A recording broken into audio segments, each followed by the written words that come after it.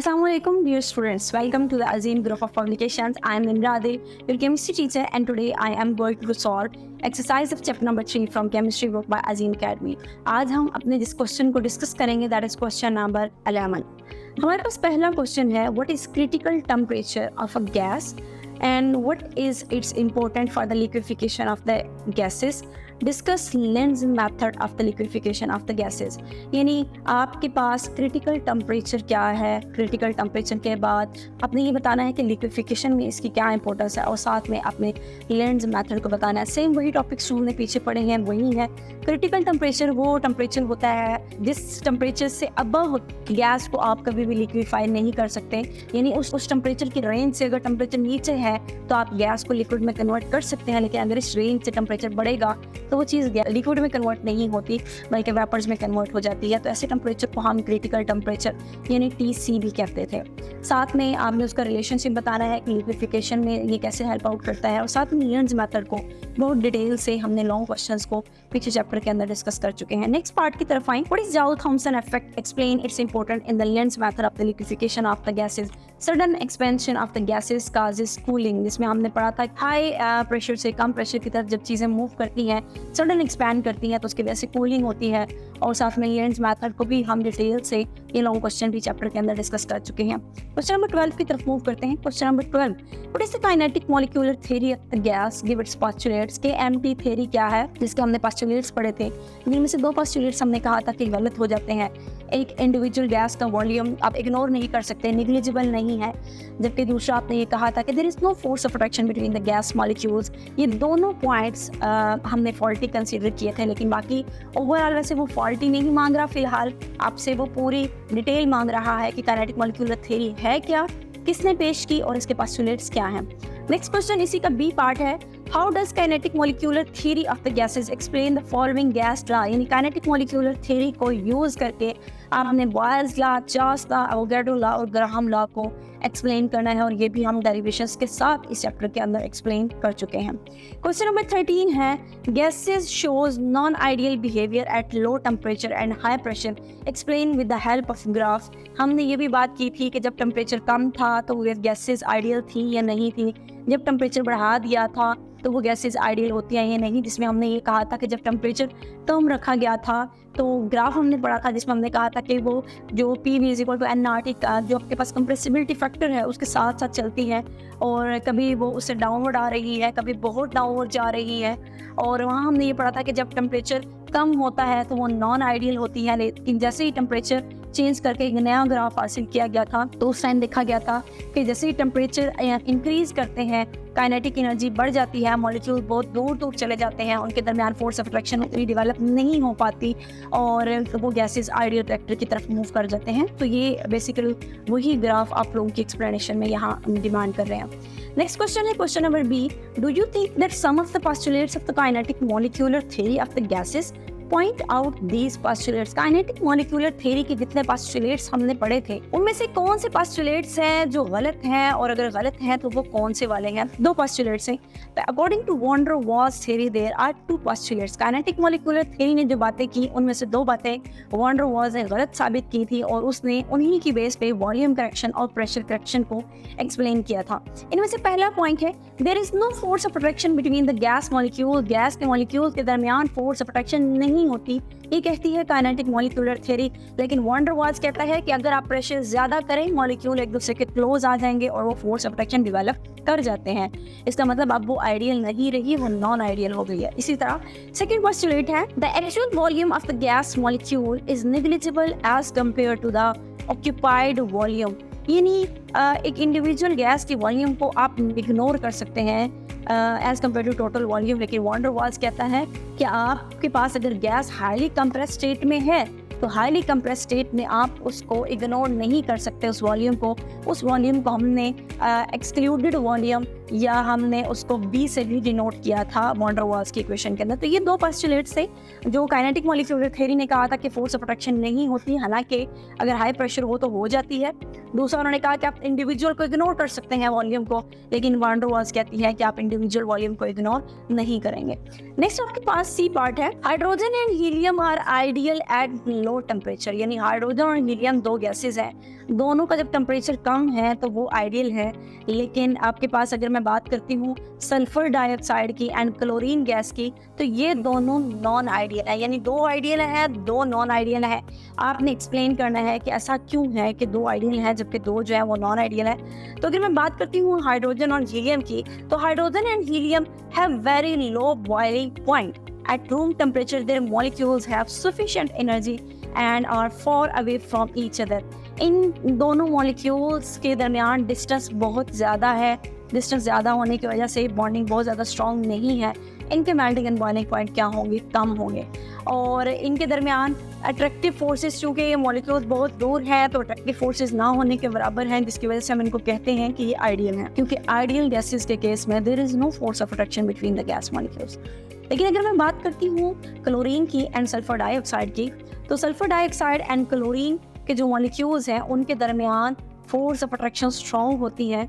और force of attraction strong होने की वजह से, क्योंकि फोर्स ऑफ अट्रैक्शन डेवलप हो गई, और इसका मतलब ये है कि अब तो वो आइडियल रही नहीं, अब तो वो नॉन आइडियल हो गई, यानी रियल गैसेस भी जिनको कहते हैं, क्योंकि काइनेटिक मॉलिक्यूलर थ्योरी के मुताबिक अगर फोर्स ऑफ अट्रैक्शन नहीं है तब वो आइडियल है।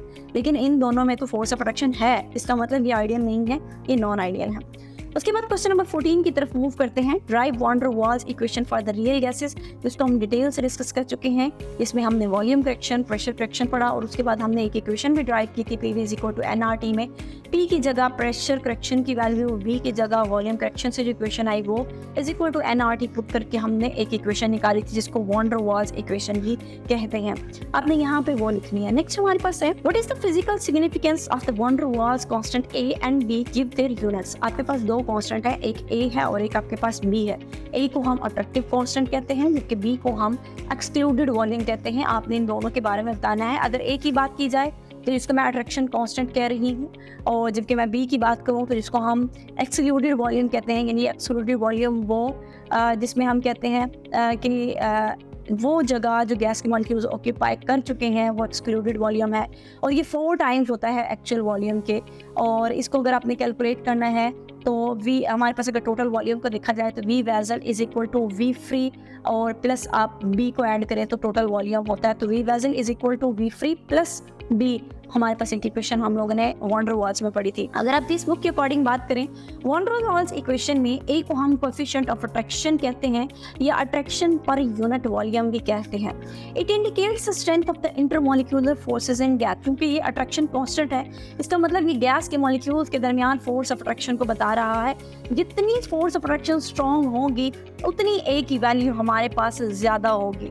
अगर मैं बात करती हूँ B की, तो वॉन डर वाल्स इक्वेशन में B को हम इफेक्टिव वॉल्यूम या एक्सक्लूडेड वॉल्यूम कहते हैं, और ये वो वॉल्यूम है जो मॉलिक्यूल्स ने ऑक्यूपाई किया होता है, और ये डिपेंड करता है गैस के मॉलिक्यूल्स के साइज के ऊपर। जितने बड़े होंगे उतना ज़्यादा वॉल्यूम ऑक्यूपाई होगा।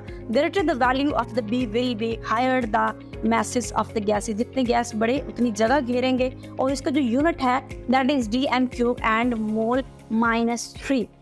उसके बाद नेक्स्ट हमारे पास क्वेश्चन है, क्वेश्चन नंबर 15। आपने plot of PV versus P, आपने PV को y एक्सिस पे लेना है जबकि P को x एक्सिस पे लेना है, और आपने एक ग्राफ बताना है। जब आपके पास टेम्परेचर भी कांस्टेंट है और आपके पास नंबर ऑफ मोल्स भी क्या हो, फिक्स्ड हो, तो हम लोगों ने बॉयल्स लॉ में इसका ग्राफ पढ़ा था। PV और दूसरी साइड पे P जब होती है तो हमारे पास एक स्ट्रेट लाइन आती है। अगर आपके इसके आंसर की तरफ देख लें, if a graph is plotted between P on x axis and PV is taken on the y axis, तो हमारे पास एक स्ट्रेट लाइन आती है, और ये straight line parallel to the x axis होती है। और इस वक्त आपके पास टेम्परेचर भी फिक्स्ड है और इस वक्त नंबर ऑफ मोल्स भी आपके पास फिक्स्ड है। When the pressure is increase, आप जैसे जैसे प्रेशर को इंक्रीज करेंगे तो वॉल्यूम उतना ही डिक्रीज करेगा, ताकि PV is equal to K, product हमेशा क्या रहे, सेम रहे। तो हमारे पास यही बात है कि अगर आप प्रेशर चेंज कर रहे हैं तो वॉल्यूम कम होगा, और अगर वॉल्यूम को बढ़ा रहे हैं तो प्रेशर कम होगा। तो एक चीज़ यानी प्रेशर के चेंज करने से वॉल्यूम का कम होना, इस बात का सबूत है कि दोनों जो है, दोनों का प्रोडक्ट जो है PV is equal to K यानी कांस्टेंट रहे और इक्वेशन क्या आ जाए हमारे पास स्ट्रेट लाइन। इसी का बी पार्ट है straight line in a A is parallel to the x-axis and goes away from the pressure axis at the higher pressure for many gases। B part में भी हम discuss कर चुके हैं कि P x-axis पे लें, PV y-axis पे लें, एक straight line आएगी जो कि parallel to the x-axis होगी। लेकिन अगर आप कंडीशंस को चेंज करते हैं, प्रेशर को चेंज कर रहे हैं, तो एक न्यू स्ट्रेट लाइन आएगी, वो भी पैरेलल टू द एक्स-एक्सिस होगी, लेकिन उसकी लोकेशन थोड़ी सी डिफरेंट होगी। पॉइंट नंबर सी पार्ट को देखें।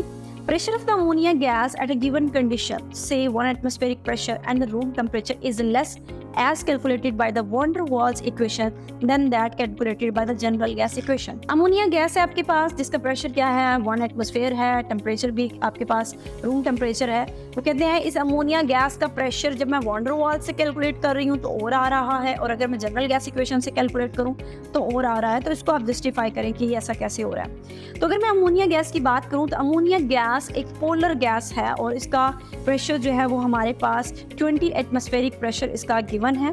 तो जैसे ही हमारे पास ये एक पोलर गैस है, इसका मतलब ये है, और इसका प्रेशर भी गिवन है, there will be strong attractive force between the its molecule. These attractive forces decrease the number of the collision of the gas molecule. Ammonia gas एक पोलर मॉलिक्यूल है और इनके मॉलिक्यूल के दरमियान फोर्स ऑफ अट्रैक्शन स्ट्रॉन्ग है। Force of attraction strong का मतलब ये है कि जितनी पावर से इसने वॉल से स्ट्राइक करना था उतनी पावर से ये वॉल के साथ स्ट्राइक नहीं करेगा।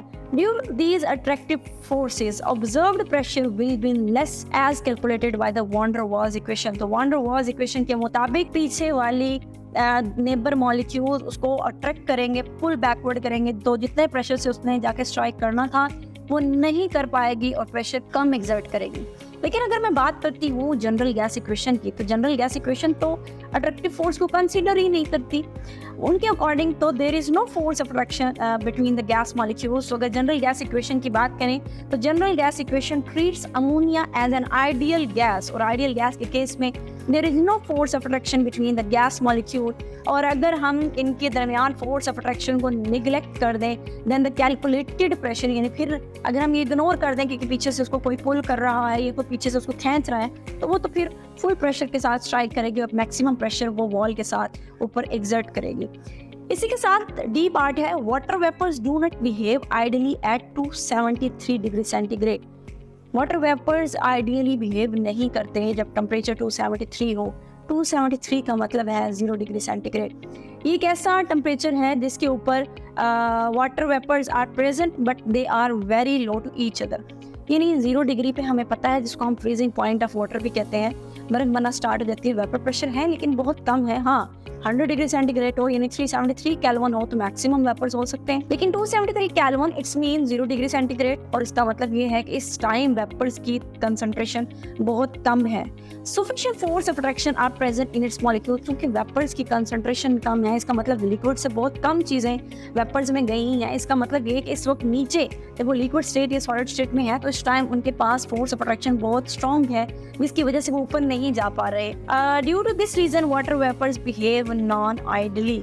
चूंकि वो लिक्विड स्टेट में हैं और वो वेपर्स में नहीं गए और उनके दरमियान फोर्सेस भी स्ट्रॉन्ग शो हो रहे हैं, और जब फोर्स आ गई, फोर्स ऑफ अट्रैक्शन आ गई, तो इसका मतलब वो नॉन आइडियल है, क्योंकि आइडियल के according there is no force of attraction between the gas molecules. Last इस पोर्शन का आखिरी ई पार्ट है। ई पार्ट के according sulphur dioxide is a comparatively non ideal at 273 kelvin but behave ideally at 327 degree centigrade. बात हो रही है sulphur dioxide की कि एक खास कंडीशन में वो आइडियल है जबकि दूसरी कंडीशन में वो नॉन आइडियल है। सल्फर डाइऑक्साइड एक गैस है, इसको आप लिक्विड में कन्वर्ट कर सकते हैं जब टेम्परेचर आपके पास 0 डिग्री सेंटीग्रेड हो और या 273 केल्विन हो, तो हम कहते हैं कि इस टेम्परेचर पे ये लिक्विड स्टेट में है। जैसे ही अगर मैं इस टेम्परेचर 0 डिग्री पे बात करूं तो 0 डिग्री पे इन मॉलिक्यूल्स के दरमियान फोर्स ऑफ अट्रैक्शन मौजूद है, और गैस के मॉलिक्यूल्स के दरमियान जब 0 डिग्री पे फोर्स ऑफ अट्रैक्शन आ गई तो इसका मतलब वो क्या हो गई, नॉन आइडियल हो गई। लेकिन अगर मैं टेम्परेचर को चेंज कर देती हूँ और टेम्परेचर को मैं चेंज करके 327 केल्विन पे ले जाती हूँ, इसका मतलब ये टेम्परेचर इंक्रीज कर दिया, मॉलिक्यूल एक दूसरे से दूर हो गए, फोर्स ऑफ अट्रैक्शन कम हो गई, उस टाइम वो गैस नॉन आइडियल नहीं रहती, वो आइडियल हो जाती है। सो आई होप कि आपको आज के लेक्चर की समझ आ गई होगी। आज के लिए इतना ही। अल्लाह हाफिज़।